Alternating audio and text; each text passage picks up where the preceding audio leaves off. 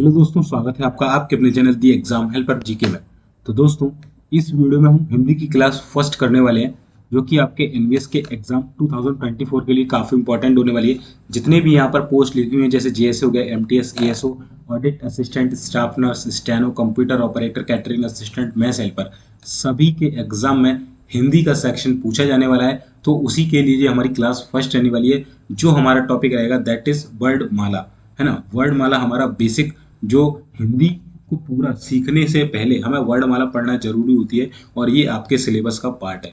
तो ये हम पहले टॉपिक करने वाले हैं, और इसी से मिलते जुलते सारे जो टॉपिक्स होते हैं इसी को मिलाकर बनाए जाते हैं। इसकी पीडीएफ आपको हमारे टेलीग्राम चैनल पर मिल जाएगी। किस तरीके से मिलेगी आपको वीडियो के बीच में पता चल जाएगा, तो वीडियो को शुरू से लेकर अंत तक देखिएगा। और ये जो वीडियो है, ये मेरे नोट से होने वाले हैं, ठीक है, जो कि एनबीएस की सभी पोस्ट के लिए अति महत्वपूर्ण होने वाली है, ठीक है। इसके अलावा भी मैं चलिए आपको बताता हूँ कि किस तरीके से हम सारी चीज़ें जो है करने वाले हैं। यहाँ पर टॉपिक्स मैं आपको दिखा देता हूँ कि NVS, JSA and all other post detail syllabus मैंने बताया था। इसमें टॉपिक्स मैंने बताए थे, मोस्ट इंपोर्टेंट टॉपिक, जो कि ये जो 2017, 19 और 22 में एग्जाम हो उसमें पूछे गए थे, ठीक है। तो उसके आधार पर यहाँ पर जितने टॉपिक्स हैं, मैं जब जो टॉपिक मेरा कंप्लीट हो जाएगा उस पर मैं टिक कर दूंगा, और ये सारे जो टॉपिक्स लिखे हुए हैं आपको मैं यहाँ पर कराने वाला हूँ। तो पहला हमने टॉपिक जो पिक किया है दैट इज वर्डमाला, क्योंकि इसी से हमें स्टार्ट करते हैं हिंदी को पढ़ना, क्योंकि यही हिंदी का बेसिक स्ट्रक्चर होता है।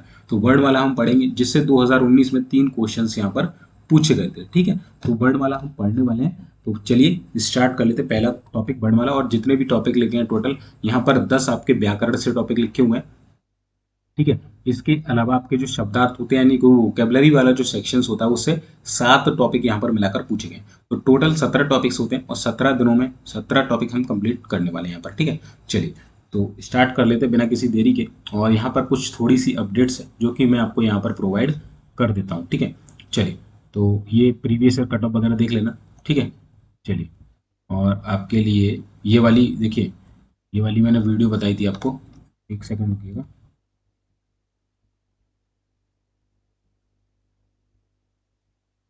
देखिए, यहाँ पर बताता हूँ। ये हमने आज क्लास की थी दिन में, अगर नहीं देखी तो देख लेना। रिवीजन क्लास वोकैब की 1 से 3rd तक, 4th क्लास आपको कल मॉर्निंग में मिल जाएगी। और ये हिंदी की क्लास आने के बाद आपको कंप्यूटर की क्लास मिलेगी, जो कि मैं शायद लाइव रखूंगा उसको, तो लाइव जुड़ना मत भूलिएगा। अभी रात में ही आपकी क्लास ये होने वाली है। एक क्लास में ले आया था, अब दूसरी क्लास इसकी आने वाली है। बाकी एमटीएस के previous year paper, best books वगैरह क्या होती है, ये सारा मैंने बता दिया। डिटेल सिलेबस किस तरीके से रहने वाला है, ये सारी जो टॉपिक्स हैं आप एक बार चेकआउट कर लीजिएगा। दूसरी चीज़ यहाँ पर मैं बताना चाहूँगा, इस चैनल को सब्सक्राइब नहीं किया तो कर लो, इसी पर आप ये वीडियो देख रहे हैं, ठीक है। ये हमारा पहला टॉपिक है। और एक और चीज़ है कि अगर आपने अभी तक मॉक टेस्ट परचेस नहीं किए हैं, तो दोस्तों इसके मॉक टेस्ट परचेस कर लो आप, ठीक है। अभी इस पर सेल चल रहा है। ये मेरा टेलीग्राम चैनल है, यहाँ पर आप जुड़ जाइएगा। नीचे लिंक डिस्क्रिप्शन में ये वाली लिंक है ऑफर की, इस पर क्लिक करके टेक्स्ट बुक का एप्लीकेशन डाउनलोड कर लेना। और अभी ऑफर चल रहा है दे दनादन सेल का, ठीक है। जिसमें आपको 699 वाला जो पास है वो 349 में मिल जाएगा। इसमें मेरा कूपन कोड V1NW47 डाल देंगे तो इसमें और ज़्यादा आपको डिस्काउंट देखने को मिल जाएगा। आप पास प्रो परचेस कीजिएगा, केवल पास मत परचेस कीजिएगा, पास प्रो वाला कीजिएगा, जिसमें आपको प्रीवियस ईयर भी मिल जाएंगे। एनवीएस की जितनी भी पोस्ट हो रही है सभी के एग्जाम आपको इसमें देखने को मिल जाते हैं, ठीक है। जैसे कि टीचिंग हो गया, इसके देखिए कितने एग्जाम, एक पास के अंदर कितनी सारी चीज़ें मिलेंगी। Teaching, SSC, railway, bank, state exam, defence, civil services, police exam, BEd entrance test, TGT, non teaching, TET, PRT, सारे आपको मिल जाएंगे, ठीक है। एनबीएस के देखिए जितनी भी पोस्ट यहाँ पर लिखी हैं सभी के मॉक टेस्ट आपको मिल जाएंगे इसमें, ठीक है। लेटेस्ट अपडेटेड मिल जाएंगे, जिसमें 2024 लिखा हुआ है, और उसमें आपको प्रीवियस ईयर के पेपर भी वहीं पर आपको मिल जाएंगे, ठीक है। और आपको मालूम होना चाहिए कि आपका जो एग्जाम है वो ऑनलाइन होने वाला है, तो मॉक टेस्ट आपके लिए बेहद जरूरी होने वाले हैं, क्योंकि आपको पता होना चाहिए किस तरीके से पेपर होता है, क्या इंटरफेस रहता है, किस तरीके से हमको पेपर सॉल्व करना चाहिए, वो सारी रणनीति क्या होनी चाहिए, ठीक है। तो एक बार जाके आप परचेस कर लीजिएगा, नीचे लिंक डिस्क्रिप्शन दे दूंगा, और कूपन कोड डालना मत भूलिएगा, उसी से आपको डिस्काउंट मिलेगा, ठीक है। इसका आप ऐसा करिए, स्क्रीनशॉट ले लीजिए, ठीक है। चलिए, तो चलिए अब बिना किसी देरी के हम अपनी जो हिंदी की क्लास फर्स्ट है उसको स्टार्ट कर लेते हैं, ओके। चलिए, यहाँ से हम स्टार्ट कर लेते हैं क्लास को अपनी। यहाँ से कलर हम रख लेते हैं इसमें, चलिए ब्लू ही हम कलर, रेड कलर रख लेते हैं, ओके। इससे आपको आसानी से समझ में आएंगी चीज़ें। चलिए, तो पहला हमारा क्लास है, ये मेरे सीधे नोट्स हैं, और यहीं से आपको डायरेक्ट क्वेश्चंस आपके एग्जाम में देखने को मिल जाएंगे। तो पहला हमारा टॉपिक है दैट इज वर्डमाला। तो वर्डमाला की सबसे पहले डेफिनेशन देख लेते हैं कि वर्डमाला की डेफिनेशंस क्या होती है, ओके। तो भाषा की सबसे छोटी मौखिक इकाई ध्वनि होती है। तो सबसे पहले जो भाषा बच्चा बोलता है वो क्या है? बोलना ही स्टार्ट करता है, लिखना तो करता नहीं है। ठीक है, तो मौखिक इकाई मुंह से बोलने वाली, तो भाषा की सबसे छोटी मौखिक इकाई की अगर बात की जाए तो वो क्या होती है? वो ध्वनि होती है। ठीक है, चलिए, जबकि सबसे छोटी लिखित इकाई जो होती है वो वर्ड होती है। वर्ड का मतलब होता है यहाँ पर अ, अ, क, ख, कोई भी एक जो सिंगल वर्ड होता है उसे हम बोलते हैं वर्ड। ठीक है, तो आ एक वर्ड है, का एक वर्ड है। तो भाषा की सबसे छोटी अगर लिखित इकाई की हम बात करेंगे तो वो क्या होती है? वो वर्ड होती है। और मौखिक की इकाई की बात करेंगे तो वो क्या होती है? ध्वनि होती है। ठीक है, ये दो क्वेश्चंस बनते हैं, तो इनको ध्यान रखिएगा। व्यवहारिक रूप में भाषा की सबसे छोटी इकाई वाक्य होती है। अगर हम व्यवहारिक रूप में देखने जाएं तो भाषा की सबसे छोटी इकाई क्या होगी? वाक्य। यानी कि जब हम बाहर निकलते हैं, है ना, बाजार में निकलते हैं या समाज में निकलते हैं, तो जब हम बोलते हैं तो एक वाक्य बोलते हैं, ना कि एक वर्ड वगैरह बोलते हैं। ठीक है, तो व्यवहारिक रूप में भाषा की सबसे छोटी इकाई क्या हो जाती है? वाक्य हो जाती है। ठीक है, अलग अलग तरीके से प्रश्न पूछे जाते हैं, तो तीनों क्वेश्चंस को आपको याद रखना है। चलिए, वर्णों की व्यवस्थित एवं क्रमबद्ध श्रृंखला वर्णमाला कहलाती है। ठीक है, तो वर्णमाला क्या है? बेसिकली वर्णों की व्यवस्थित एवं क्रमबद्ध श्रृंखला को ही हम क्या कहते हैं? वर्णमाला कहते हैं। हिंदी की जो वर्णमाला है देवनागरी लिपि में लिखी जाती है। किस लिपि में लिखी जाती है? देवनागरी लिपि में। अगर आपसे पूछ ले कि अंग्रेजी जो है वो किस लिपि में लिखी जाती है, तो अंग्रेजी जो है आपकी रोमन लिपि में लिखी जाती है। ठीक है, रोमन लिपि में। ओके, चलिए, तो हिंदी किस लिपि में लिखी जाती है? देवनागरी लिपि में।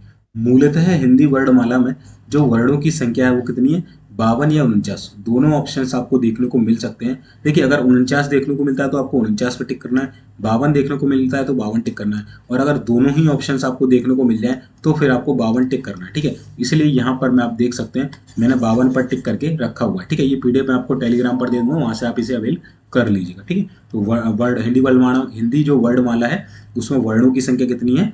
52 या 49। ठीक है, अगर दोनों ऑप्शन में है तो 52 अलग अलग आए तो 49 आता है तो 49, 52 आता है तो 52। ठीक है, इस तरीके से आपको वहां पर टिक करना होगा ऑप्शन। ओके, चलिए, तो वर्णमाला, वर्णमाला में क्या होता है? इसमें दो प्रकार के वर्ड होते हैं। कौन कौन से? एक तो होते हैं आपके स्वर वर्ड, एक होते हैं आपके व्यंजन वर्ड। स्वर वर्ड कौन से होते हैं? आ, इ, उ, ऊ। जो ये आपके ये वर्ड होते हैं ये क्या होते हैं आपके? ये आपके स्वर वर्ड कहलाते हैं। ठीक है, दूसरे होते हैं आपके व्यंजन वर्ड, जो कि आपके का, ख, ग, घ, ये जो वर्ड होते हैं ये आपके क्या कहलाते हैं? ये आपके व्यंजन वर्ड कहलाते हैं। ठीक है, ये चीज आपको ध्यान रखनी है। तो चलिए, अब ये स्वर वर्ड होते हैं इनके बारे में पढ़ लेते हैं कि स्वर वर्ड कौन कौन से होते हैं और कितने टाइप के होते हैं और कितने इनके प्रकार होते हैं। चलिए, तो स्वर वर्ड क्या होते हैं? ऐसे वर्ड जिनका उच्चारण बिना किसी अवरोध के स्वतंत्रता पूर्वक किया जाए स्वर वर्ड कहलाते हैं। ठीक है, जैसे आप बोल के देखिए, अ आ इ ई उ ए या वो अंग है। ठीक है, तो आपको रुकने की जरूरत पड़ी इसमें, है ना? बिल्कुल स्वर वर्ण है जिनका उच्चारण करते समय बिना किसी अवरोध के स्वतंत्रता पूर्वक हम इनका उच्चारण कर सकते हैं। जैसे अ आ इ ई, कोई कोई रुकावट आई आपको? नहीं है ना? अब देखिए, अब यहीं व्यंजन का उच्चारण करेंगे तो क, ख, ग, घ, तो ये क्या अलग अलग साउंड प्रोड्यूस कर रहे हैं और इसमें आपको रुकने की जरूरत पड़ती है। बट जबकि यहाँ पर अ आ इ ई उ ए होंगे। ठीक है, इस तरीके से आप बोल सकते हैं। ठीक है, तो स्वर वर्ड क्या हो जाएंगे? ऐसे वर्ड जिनका उच्चारण बिना किसी अवरोध के स्वतंत्रता पूर्वक किए जाए स्वर वर्ड कहलाते हैं। ये मुख्यतः तीन प्रकार के होते हैं। तो स्वर वर्ड कितने प्रकार के होते हैं? तीन प्रकार के। ठीक है, ध्यान से एक बार फिर पढ़ लीजिएगा कि वर्णमाला में कितने प्रकार के वर्ड होते हैं। दो प्रकार के वर्ड होते हैं, एक होते हैं आपके स्वर वर्ड, दूसरे होते हैं व्यंजन वर्ड। अब हम स्वर वर्ड पढ़ने लगे तो स्वर वर्ड जो होते हैं ये आपके कुल तीन प्रकार के होते हैं। कौन कौन से? एक होते हैं आपके मूल या ह्रस्व स्वर, है ना, दूसरे होते हैं आपके दीर्घ स्वर, तीसरे होते हैं आपके संयुक्त स्वर। ठीक है, तो चलिए इनकी डेफिनेशन देख लेते हैं कि मूल या ह्रस्व स्वर किसे कहते हैं, दीर्घ स्वर किसे कहते हैं, संयुक्त स्वर किसे कहते हैं। ठीक है, चलिए, यहाँ से क्वेश्चन बनता है, ध्यान रखिएगा कि वर्णमाला में कितने प्रकार के वर्ड होते हैं? तो दो। और स्वर वर्ड कितने तरीके के होते हैं? तो तीन। तीनों की डेफिनेशन देख लेंगे कौन कौन से होते हैं। ठीक है, तो पहला है हमारा मूल या ह्रस्व स्वर। तो मूल या ह्रस्व स्वर की बात करें तो मूल स्वर क्या होते हैं? ऐसे स्वर वर्ण जिनके उच्चारण में कम समय लगता है तथा कम वायु का प्रयोग होता है मूल स्वर कहलाते हैं। ठीक है, तो मतलब सिंपल सी बात है, जिनमें क्या हो? कम समय लगता हो, मतलब बहुत तेजी से आप बोल पा रहे हो और कम वायु का प्रयोग होता है, उन्हें हम क्या कहते हैं? मूल स्वर कहते हैं। ठीक है, मूल या ह्रस्व स्वर भी आप इसे कह सकते हैं। ठीक है, क्या कहते हैं? ह्रस्व स्वर। ठीक है, ह्रस्व स्वर कहते हैं इनको। ह्रस्व का मतलब होता है जो कम कम मतलब छोटे वर्ड कह सकते हैं। ठीक है, ये दीर्घ होते हैं ना, और ह्रस्व का मतलब छोटे जो वर्ड होते हैं उनको हम बोलते हैं ह्रस्व स्वर। ठीक है, चलिए, तो कौन कौन से जो वर्ड होते हैं वो मूल स्वर कहलाते हैं? तो अ, ई, उ और ऋषि। ठीक है, तो जो अ आ इ ई उ में छोटे वाले जो वर्ड होते हैं, जैसे छोटा आ, छोटी ई, छोटा ऊ और ऋषि, ये क्या होते हैं, ये आपके मूल स्वर कहलाते हैं। ओके, आई होप आप समझ रहे होंगे चीजों को। चलिए अब हम देख लेते हैं दीर्घ स्वर। दीर्घ स्वर क्या होते हैं, ऐसे स्वर वर्ण जिनके उच्चारण में ह्रस्व से अधिक यानी दुगना समय लगता है, दीर्घ स्वर कहलाते हैं। सिंपल सी बात है भाई, ये छोटे थे ये बड़े हैं, तो बड़े हैं तो दुगना समय लगेगा, ज्यादा वायु का प्रयोग होगा, सीधी सिंपल सी बात है। ठीक है, तो ऐसे स्वर वर्ण जिनके उच्चारण में ह्रस्व से अधिक यानी कि दुगना समय लगता है, दीर्घ स्वर कहलाते हैं। कौन कौन से, बड़ा, बड़ी और बड़ा ऊ। ठीक है, तो दीर्घ है तो बड़े ही होंगे भाई, सिंपल सी बात है। ठीक है ना, इस तरीके से। अब देखिए, जब आप संधि पढ़ेंगे ना, संधि, जब आप संधि पढ़ेंगे तो ये चीज आपके काम आती है कि ये इसका जो फॉर्मेशन है बड़े आ का, वो किस तरीके से होता है, बड़े ई का फॉर्मेशन किस तरीके से होता है, बड़े ऊ का फॉर्मेशन किस तरीके से होता है, किस तरीके से इनको बनाया जाता है, तो ये आपको देखना चाहिए। ठीक है, जैसे हमको अगर बड़ा आ बनाना है तो किस तरीके से हम बना सकते हैं, तो छोटे आ या बड़े आ में मैं छोटा आ या बड़ा आ जोड़ दूं तो मेरा बड़ा आ निकल कर आ जाएगा। जैसे जैसे यहाँ पर देखिए, अगर मैं छोटे आ के साथ, यहाँ से छोटे आ के साथ अगर मैं बड़ा आ जोड़ दूं, ठीक है, छोटे आ के साथ अगर मैं बड़ा आ जोड़ दूं तो ये दोनों जो मिलकर फॉर्मेशन बनाएंगे वो बनाएंगे बड़े आ का। या मैं छोटे आ के साथ छोटा आ जोड़ दूं तो ये मिलकर फॉर्मेशन बनाएंगे बड़े आ का। या मैं बड़े आ के साथ बड़ा आ जोड़ दूं तब भी ये क्या बनाएंगे, बड़ा आ बनाएंगे। या मैं बड़े आ के साथ छोटा आ जोड़ दूं, ठीक है, छोटा आ जोड़ दूं तब भी ये क्या फॉर्मेशन बनाएंगे, बड़े आ का फॉर्मेशन बनाने वाले हैं। तो इस तरीके से जो आपका बड़ा आ है वो बनता है। ठीक है, इसी तरीके से छोटी ई या बड़ी ई के साथ छोटी ई या बड़ी ई में मिला दूं तो ये आपकी फाइनली जो बनेगी वो बड़ी ई बन जाएगी। जैसे छोटी ई के साथ छोटी ई मिलाऊंगा तो बड़ी ई, छोटी के साथ बड़ी ई मिलाऊंगा तो बड़ी ई, बड़ी ई के साथ छोटी ई मिलाऊंगा तो बड़ी ई, और बड़ी ई के साथ अगर मैं बड़ी ई मिलाता हूँ तब भी बड़ी ई ही आपका रिजल्ट निकल कर आने वाला है। चलिए, इसी तरीके से छोटा ऊ या बड़ा ऊ के साथ छोटा ऊ या बड़ा ऊ हम मिला देते हैं तो वो बड़ा ऊ बन जाता है। ठीक है, छोटे ऊ, छोटा ऊ, बड़ा ऊ, छोटा ऊ प्लस बड़ा ऊ इज इक्वल टू बड़ा ऊ, बड़ा ऊ प्लस छोटा ऊ, बड़ा ऊ, बड़ा ऊ प्लस बड़ा ऊ इज इक्वल टू बड़ा ऊ। ठीक है, तो आप समझ गए होंगे दीर्घ स्वर जो होते हैं कौन से होते हैं, किस तरीके से इनका फॉर्मेशन होता है। चलिए अगला देख लेते हैं संयुक्त स्वर। ठीक है, क्या होता है संयुक्त स्वर। तो संयुक्त का मतलब क्या हुआ, अब भाई संयुक्त मतलब क्या होता है, ज्वाइंट, है ना, ज्वाइन करना, ज्वाइंट होना, है ना, दो चीजों को मिलाना, संयुक्त बनाना। तो किस कोई ना कोई दो चीजें यहाँ पर मिली होंगी, जैसे देख लेते हैं। तो ऐसे स्वर वर्ण जिनकी रचना दो स्वरों से मिलकर हुई हो वे संयुक्त स्वर कहलाते हैं। सीधी सिंपल बात है भाई, संयुक्त बोल रहा है तो किसी को जोड़ा होगा, इसने कंबाइंड किया होगा। तो क्या कंबाइंड किया, दो स्वरों को आपस में कंबाइंड कर दिया तो ये कहलाने लगे हमारे संयुक्त स्वर। कौन कौन से होते हैं, जैसे ए हो गया, आई हो गया, औ हो गया और औ हो गया। ठीक है, ए, आई, ओ और औ, ये हमारे क्या कहलाते हैं, संयुक्त स्वर कहलाते हैं। अब इनका भी फॉर्मेशन पूछा जाता है, क्योंकि मैं फिर बोल रहा हूँ जब आप संधि पढ़ेंगे और अगर आपको ये बेसिक जो चीज़ है ये नहीं आती है, संधि आपके बिल्कुल भी पल्ले नहीं पड़ने वाली है। इसीलिए मैंने बोला था जो वर्णमाला है ये पूरी हिंदी का बेसिक स्ट्रक्चर होता है। ठीक है, चलिए, तो ए का आपको फॉर्मेशन करना है, ये किस तरीके से होता है, चलिए यहाँ पर देख लेते हैं। तो जब हम छोटे आ या बड़ा आ में छोटी ई या बड़ी ई जोड़ देते हैं तो हमारा ए मिलकर आता है, क्या आता है, ए बनकर आता है। जैसे देख लेते हैं, छोटे आ में अगर मैं छोटी ई मिला दूं, पहले हम छोटे आ में छोटी ई मिलाएंगे तो हमारा ए बन के आएगा। या छोटे आ में क्या मिला दूं, बड़ी ई मिला दूं तब भी हमारा क्या बन के आएगा, छोटा ए बन के आएगा। या बड़े आ में छोटी ई मिला दूं तब भी हमारा ए बन के आएगा। या बड़े आ में बड़ी ई मिला दूं तब भी हमारा ए बन के आएगा। ठीक है, चलिए इसी तरीके से देख लेते हैं ओ कैसे बनेगा। तो छोटे आ या बड़े आ में छोटा ऊ या बड़ा ऊ में मिला दूं तो हमारा ओ बन के आ जाता है। जैसे छोटे आ में छोटा ऊ मिलाऊंगा तो ओ, छोटे आ में बड़ा ऊ मिलाऊंगा तो ओ, बड़ा आ और प्लस छोटा ऊ मिलाऊंगा तो बड़ा ओ, वो सॉरी ओ मिलेगा, और बड़ा आ प्लस बड़ा ऊ मिलाऊंगा तो हमें ओ मिल जाएगा। ठीक है, तो ये हो गया हमारा ए और ओ। और अगर मुझे चाहिए आई तो ये कैसे बनेगा, तो सिंपल है, छोटे आ प्लस बड़े आ में ए या आई में से अगर मैं कुछ भी जोड़ता हूं तो रिजल्टेंट जो निकल कर आएगा वो आई निकल कर आएगा। जैसे छोटे आ प्लस ए में अगर मैं जोड़ता हूं तो ये मेरे को आई देगा। छोटे आ के साथ बड़ा ए जोड़ता हूं तो ये मेरे को आई देगा। बड़े आ में छोटा ए जोड़ता हूं तो ये आई देगा, और बड़े आ में आई जोड़ता हूं तो ये मिलकर मुझे क्या दे देगा, आई दे देगा।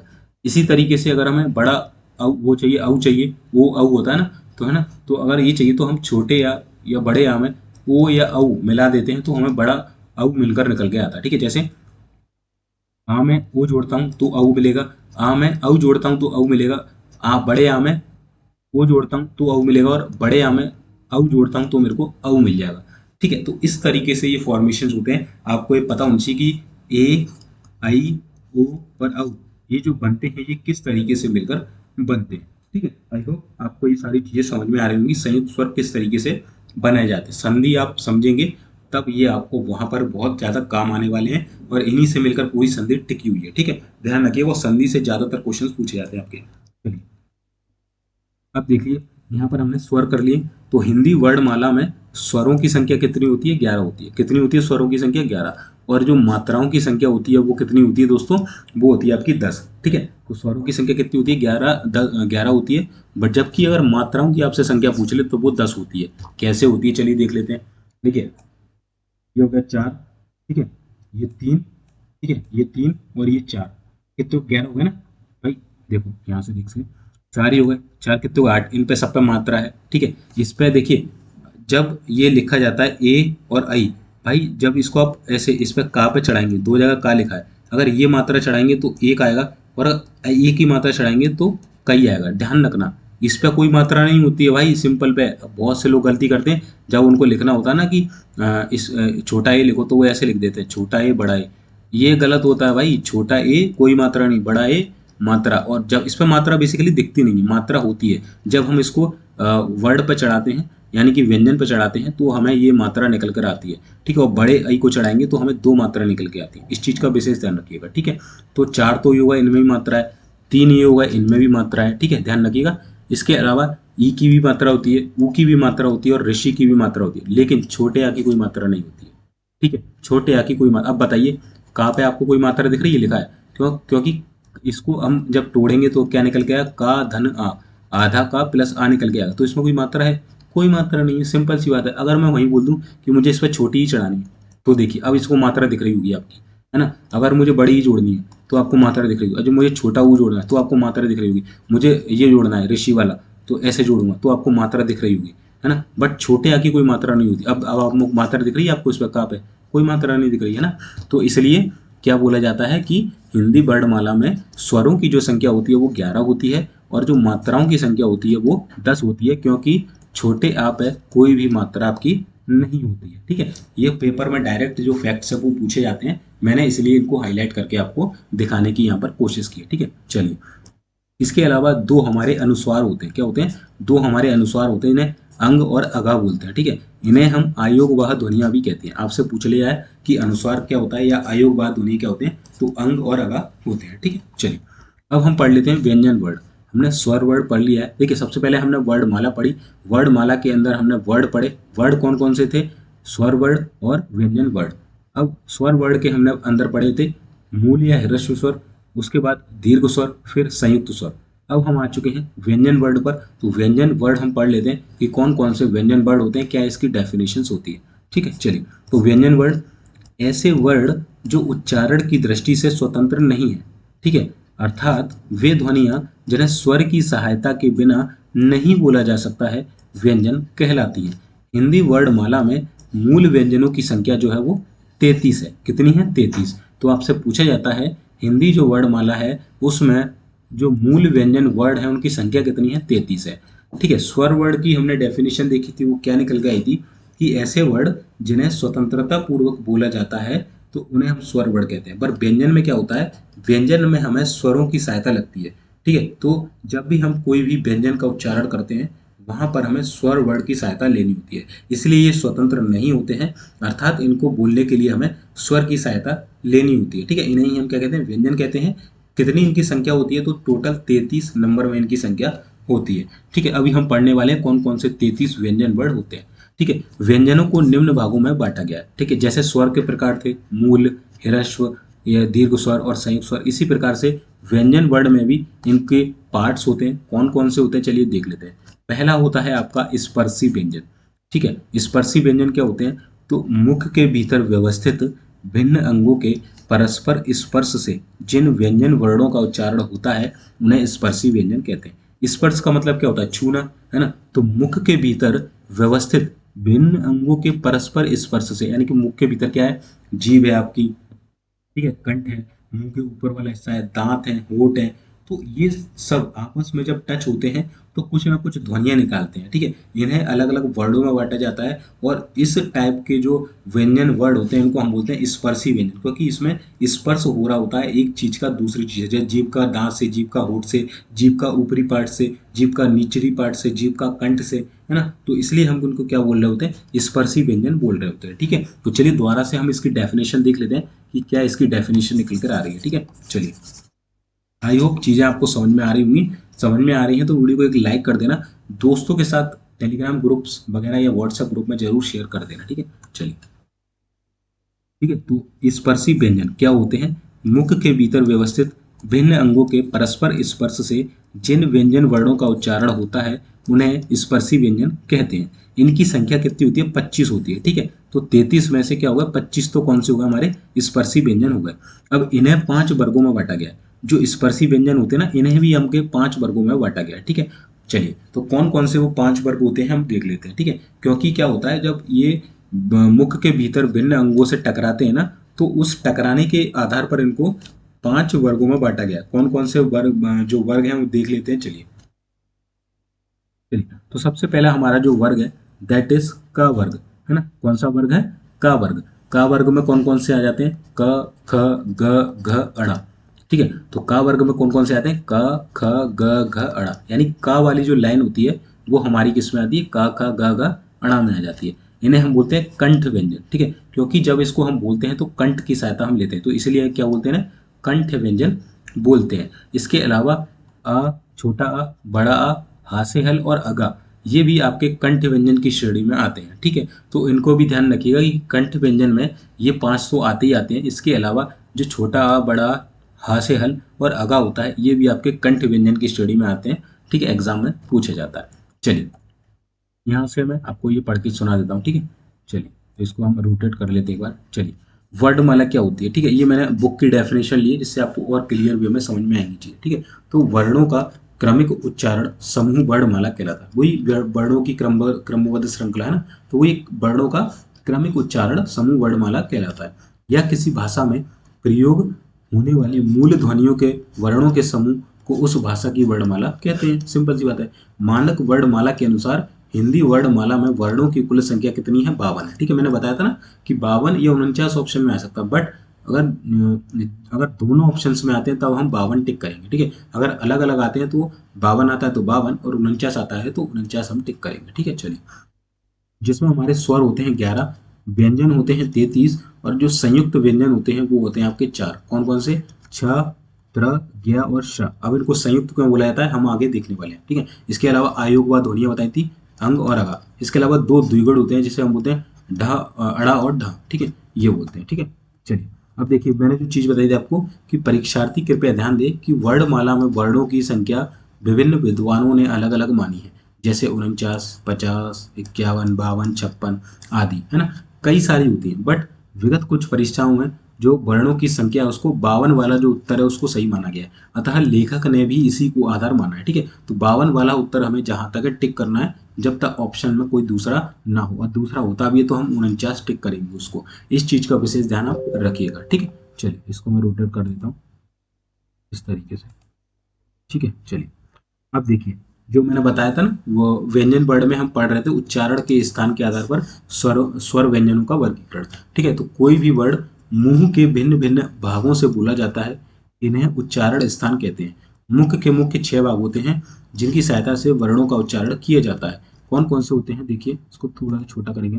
देखिए, एक तो होता है आपका कंठ, दूसरा होता है आपकी तालु, तीसरा होता है मूर्धा, चौथा होता है दांत, पांचवा होठ और छठवां नाक। तो इन 6 भागों से हम जो वर्ड बोलते हैं, जो व्यंजन वर्ड हम बोलते हैं अलग अलग, वो इन 6 भागों को, 6 मुख के भागों के आधार पर हम बोलते हैं। अब किस तरीके से ये भाग दिखते हैं, चलिए मैं आपको यहाँ पर दिखाने की कोशिश करता हूँ, ठीक है। ये आपका मुख है बेसिकली, ठीक है। अब ये जो आपकी होती है, देखिए, ये आपके होठ हो गए, ठीक है। ये जो होठ हो गए आपके इस तरीके से, ये हो गए। जीभ हो गई आपकी, ये जीभ जा रही है ऐसे ऐसे ऐसे, ठीक है। ये हो गया आपका दांत हो गया, ठीक है। दांत ये वाले ऊपर वाले हो गए, ठीक है। ये होठ हो गए। इसके अलावा जो ये होती है कठोर तालु, जो ये वाली जो होती है ना, ऊपर वाला हिस्सा जो कठोर तालु होता है, ये वाला मूर्धा होता है, ठीक है। ये जो जीभ वाला जो हिस्सा होता है ऊपर वाला, वो मूर्धा कहलाता है, ठीक है। ये आपका कोमल तालु होती है, इसे ही हम कंठ बोलते हैं, ठीक है। कंठ भी इसे हम बोल देते हैं, ठीक है। इसके अलावा ये स्वरतंत्र होता है, ये आपकी श्वास नली होती है, ठीक है। इस तरीके से ये स्वरतंत्र होता है, ये आपकी श्वास नली होती है। ओके, इस तरीके से जो सारी चीजें हैं यहाँ पर चल रही होती हैं। तो देखिए अब देखते हैं उच्चारण स्थान के आधार पर कैसे तरीके से हम चीजों को देख रहे होते हैं। अभी मैंने आपको कंठ पढ़ाया था, कंठ व्यंजन, ठीक है। कंठ व्यंजन में कौन कौन से थे मैंने आपको बताया था, क ख ग घ अड़ा, और छोटा अ बड़ा भी आता है, और हा और विसर्ग भी आता है, ये मैंने आपको पढ़ा दिया था, ठीक है। चलिए, तो यहाँ पर देखिए कंठ में क्या होता है, जिन व्यंजनों का उच्चारण कंठ और कोमल तालु यानी निचली जीभ की सहायता से होता है वे कंठ व्यंजन कहलाते हैं, ठीक है। जैसे आप बोल के देखेंगे तो आपको पता चलेगा क क, है ना, क क, तो आप का बोलेंगे तो अंदर से निकलेगा क ख ग घ, है ना। तो नीचे निचली जो जीभ होती है ना, ये पीछे की सहायता से, देखिए ये वाली जो कोमल तालु है, यहाँ यहाँ से आपके ये साउंड निकलते हैं, कौन कौन से, आप बोल के देखना, है ना, आप मुंह से बोल के देखना। तो आपके जो, एक सेकंड होगी, ठीक है, आप मुंह से बोलेंगे ना तो आपको साउंड सुनाई देगा यहाँ से क ख ग, तो यहाँ जोर पड़ रहा होगा, आपकी इस वाले एरिया पर जोर पड़ रहा होगा, ठीक है। आप बोल के देखना, ठीक है। तो ये होते हैं आपके क्या, कंठ व्यंजन। इसके बाद आते हैं तालव्य व्यंजन, है ना। तालव्य व्यंजन, तो तालव्य व्यंजन में क्या होता है, चलिए मैं पहले आपको अपने जो नोट्स है वहां से पढ़ा देता हूँ, फिर मैं इसको आपको डेफिनेशन अच्छे से क्लियर कर दूंगा, ठीक है। चलिए हम एक एक से करते हैं। फिर आता है आपका सेकंड चा वर्ग, पहले हमने का वर्ग पढ़ लिया, फिर आता है आपका सेकंड चा वर्ग। चा वर्ग में कौन कौन से आते हैं, च छ ज झ और इया, ठीक है। ये हमारे आते हैं किसमें, चा वर्ग में, और इनको हम बोलते हैं तालव्य वर्ण, क्या बोलते हैं, तालव्य व्यंजन हम बोलते हैं। इसके अलावा इसमें छोटी बड़ी, या से यज्ञ और सा से सलजम या सा से शक्कर जो होती है वो भी चा वर्ग के अंतर्गत आती है, जिसे हम बोलते हैं तालव्य।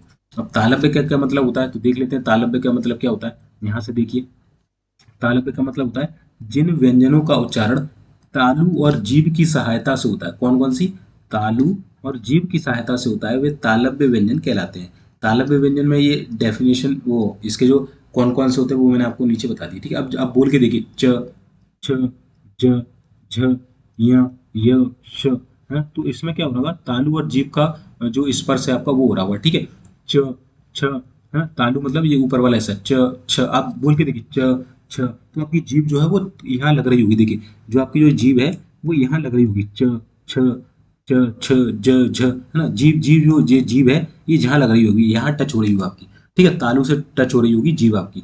तो इसलिए हम किसे इसे क्या बोलते हैं, इसे हम बोलते हैं तालव्य व्यंजन, ठीक है। चलिए तीसरा हमारा है दोस्तों टा वर्ग। टा वर्ग में कौन कौन से आते हैं, ट ठ ड ढ अड़ा, ये आपके आ जाते हैं टा वर्ग में। इन्हें हम बोलते हैं मूर्धन्य वर्ण। इसके अलावा ऋषि, रा से रथ और सा से षटकोण, ये भी आपके मूर्धन्य वर्ण में आ जाते हैं। अब टा, टा कहाँ से बोलते हैं, तो चलिए मूर्धन्य क्या होता है ये भी देख लेते हैं।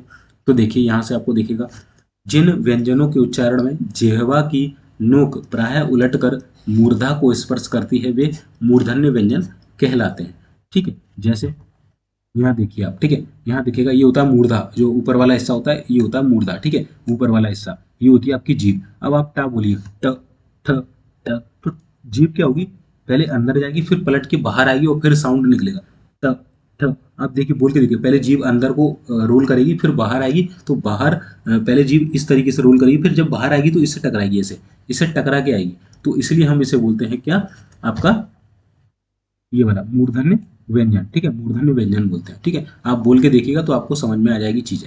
ओके, तो मूर्धन्य व्यंजन में कौन से आ गए, टा वर्ग आ जाएगा। अगला है ता वर्ग।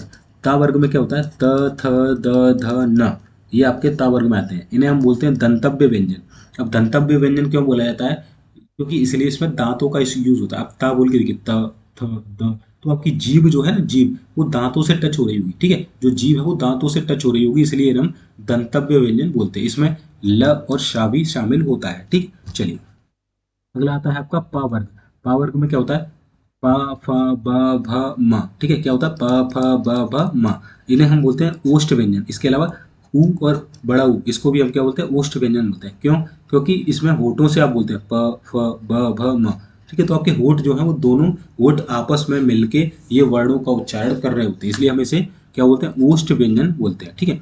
चलिए आपको ऊपर भी दिखा देता हूँ, दंत व्यंजन, ठीक है। तो वे व्यंजन जो जीभ की नोक द्वारा ऊपर के दांतों को स्पर्श करने पर उच्चारित होते हैं दंत व्यंजन कहलाते हैं। कौन कौन से, त थ द ध है ना, और ला और शा, ठीक है। चलिए, इसके अलावा ओष्ठ व्यंजन, वे व्यंजन जिनका उच्चारण दोनों होठों को मिलाकर किया जाता है ओष्ठ व्यंजन कहलाते हैं। सिंपल सी बात है, प फ ब भ म, है ना, या छोटा ऊ बड़ा ऊ, तो ये क्या हो जाएंगे, ओष्ठ व्यंजन कहलाएंगे, ठीक है। चलिए, बाकी जो लिखे हुए हैं ये किसी मतलब के नहीं, क्योंकि ये पूछे नहीं जाते हैं, ठीक है। जो मेन थे वो मैंने बता दिए, जो 5 थे, ठीक है। चलिए, तो आई होप आपको समझ में आ गए होंगे कि जो व्यंजन वर्ड होते हैं, ऊपर आपको दिखा देता हूँ, ठीक है, ये वाले, देखिए, व्यंजन वर्ड हम पढ़ रहे थे। व्यंजन वर्ड में किस तरीके से इनकी डेफिनेशन होती है वो बताया था। कुल संख्या में 33 होते हैं।